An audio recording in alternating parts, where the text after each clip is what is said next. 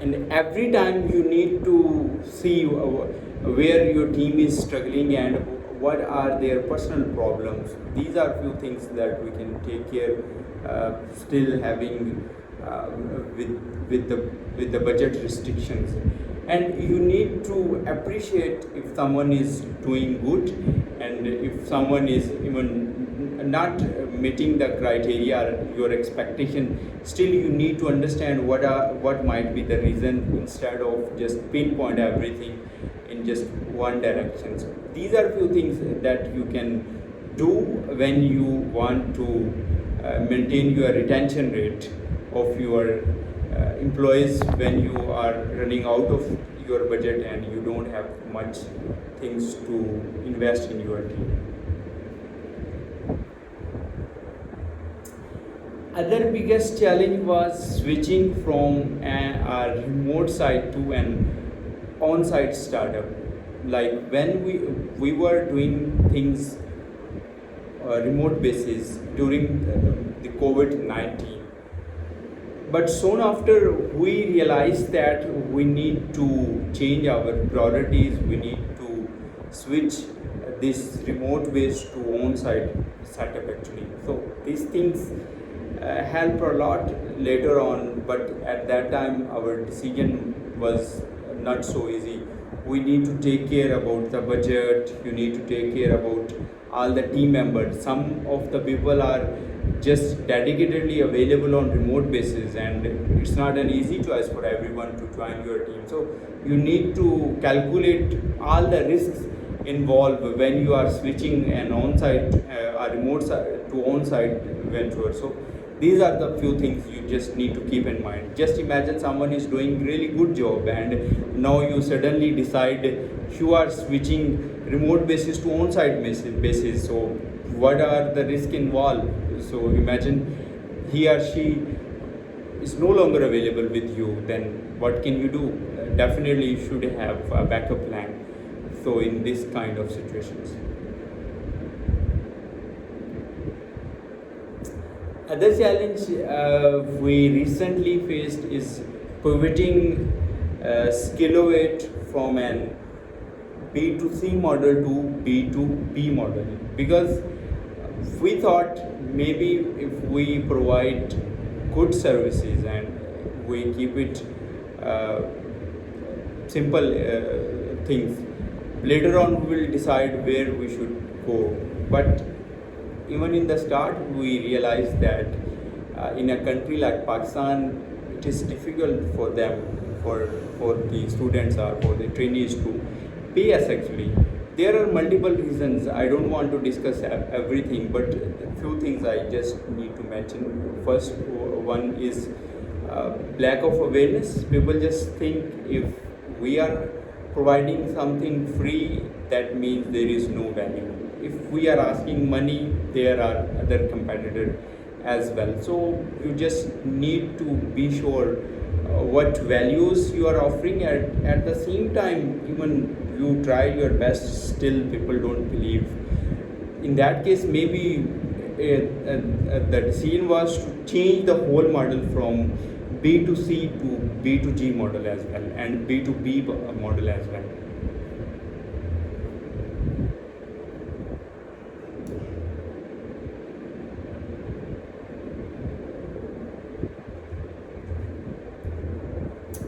Next question is why Skilloweight is different from other institutions. The very first question is Skilloweight. The first solution is Skilloweight is trying to solve a problem rather than just giving any services actually. In Pakistan, approximately 20 to 30,000 people every year graduated from different universities. I'm talking about just with CS background actually, with computer science background and IT as well. You can see maybe these numbers are not accurate, but still it's a large number of people are graduating from Pakistan. But only 15 to 20% are available for job ready. That was the biggest problem that we are going to solve through our Skillowate training program.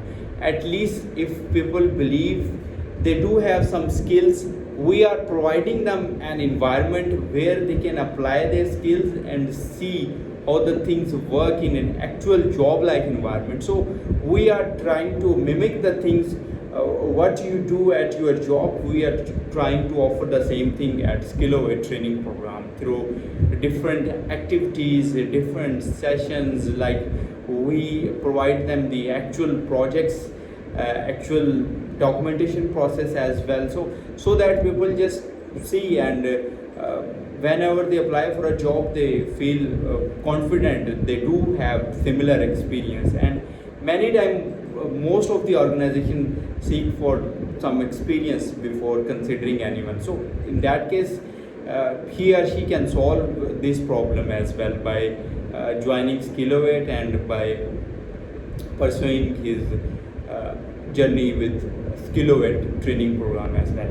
And in our remote areas we don't see much options, very unfortunately, I'm sorry to say that. In Pakistan still there are places where even internet is not available, and we don't have a good infrastructure for those training centers as well. So the purpose for Skilloway to solve this problem, to make people job ready rather than just providing them a conventional training or institution experience. There are a lot of training centers in Pakistan, and many other institutions are trying to do the same thing, but still I think we believe we have enough space to do that. This is the problem, there is no doubt about it.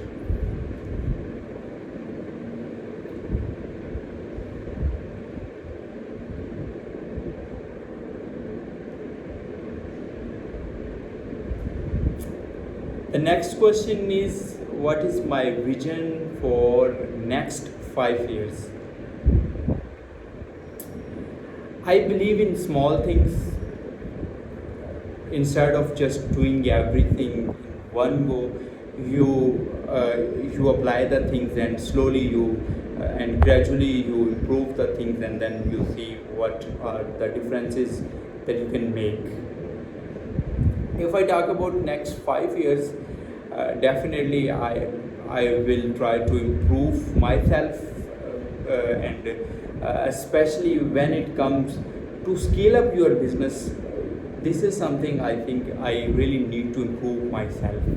I think it's easy to start any startup, but to keep up in the race and improve the things at the same time, and you need to be more resilient. So these are few skills I'm trying to learn these days, and these are the fundamentals for every startup, especially for the owner of any startup or an entrepreneur actually. So definitely after 5 years I see Skillowate more successful, and I do have some other plans for some more startups, but whatever I start I see to scale up, and I see how we can scale up the things after 5 years, and what are the mistakes that I have done, and how we can learn from those mistakes and apply the best practices of the businesses